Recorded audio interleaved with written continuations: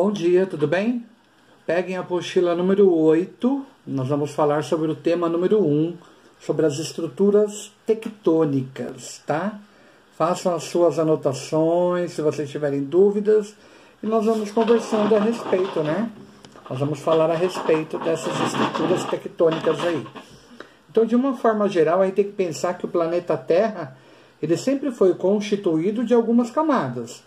A crosta, né? A camada mais superficial, o manto, a camada mais intermediária, o núcleo, a camada mais central. E a gente tem que pensar que a crosta ela é a camada mais fina e sobre a qual nós vivemos, né? Nós temos que pensar que ela se divide em crosta continental e a crosta oceânica. Ou seja, esse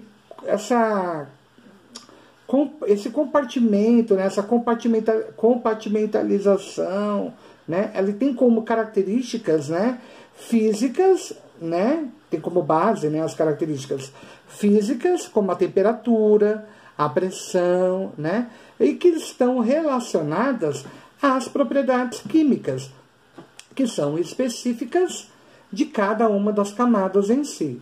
Então é por isso que a gente tem que deixar ressaltado, né, que essa maneira de segmentar o interior do planeta ela é conhecida como uma divisão, né, geoquímica do planeta Terra em questão, tá?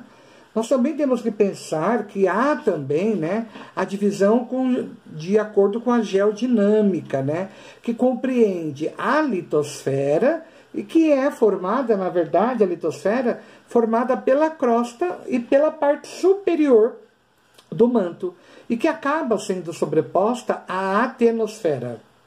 Ou seja, abaixo da atenosfera está a mesosfera e que inclui o núcleo terrestre. Os estudos, de uma forma geral, eles têm como foco principal a divisão geodinâmica, ou seja, que visa, de uma forma geral, a aprender, né, a compreender, na realidade, todo tipo de comportamento dinâmico referente aos materiais que acabam compondo os compartimentos da Terra. Aí a gente pode citar os movimentos que ocorrem no manto, né, que acabam de alguma forma transferindo o calor da região mais profunda para a superfície da Terra, ou o próprio movimento, né, de fragmentos ou de placas tectônicas em questão. Tá bom? Tudo bem? Então essa era a primeira parte que nós tínhamos que falar. E agora nós vamos falar sobre ela, né? Nós vamos comentar sobre, propriamente dito, a litosfera de uma forma geral. Então a gente tem que pensar que a litosfera ela é a camada de rochas sólidas. E com isso ela acaba recobrindo a superfície terrestre, né? Ou seja, ela não é ela não é uma camada única, né? A única que nós podemos considerar, mas ela está dividida sobre fragmentos ou placas e que acabam se deslocando sobre o manto terrestre. Essas placas, né, se encaixam umas às outras, como as peças de um quebra-cabeça, por exemplo, tá? E se acabam a partir daí recebendo o nome de placas tectônicas. À medida que essas placas se movem, levam consigo os continentes que estão sobre elas.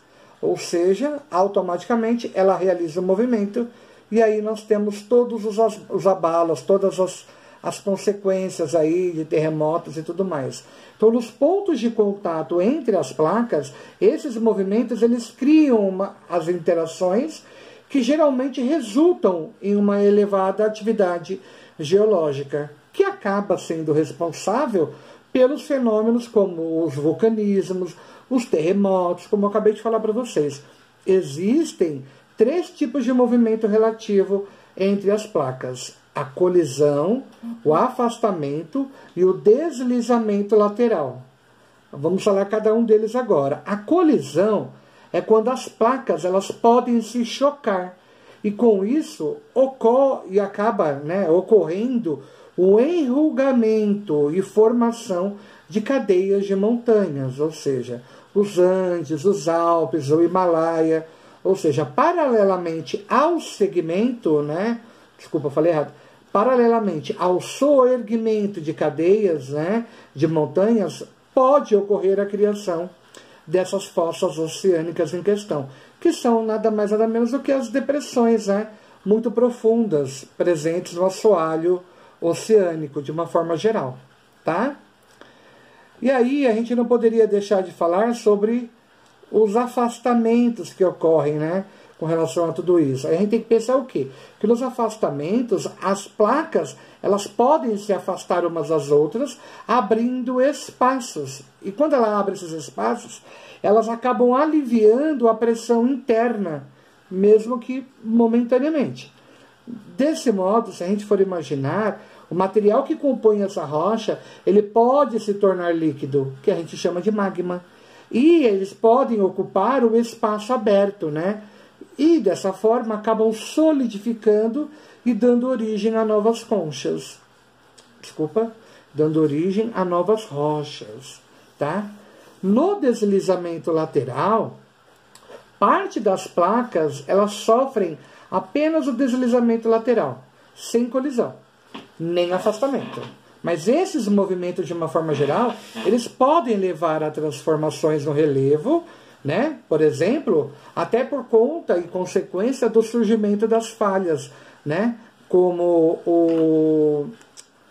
é que eu posso dizer? Como o Sandrias, né, nos Estados Unidos, e a própria falha, né, de Anatólia, né, na Turquia. E aí vocês conseguem ver os exemplos das formações das placas aí na página número 8, tá bom? Então, pessoal, nós citamos aí as características com relação ao vulcanismo, terremoto, como isso tudo pode surgir. E o nosso conteúdo hoje ele foi bem pequenininho. E aí a gente tem algumas perguntinhas para responder, colocar o caderno em ordem. Então, a nossa matéria por hoje é só. Na nossa próxima aula, nós vamos falar sobre as dinâmicas que ocorrem no interior do planeta Terra, tá bom? Abraços, tudo de bom para vocês e até a nossa próxima aula. Vamos tirar as dúvidas e fazer os exercícios. Tchau, tchau.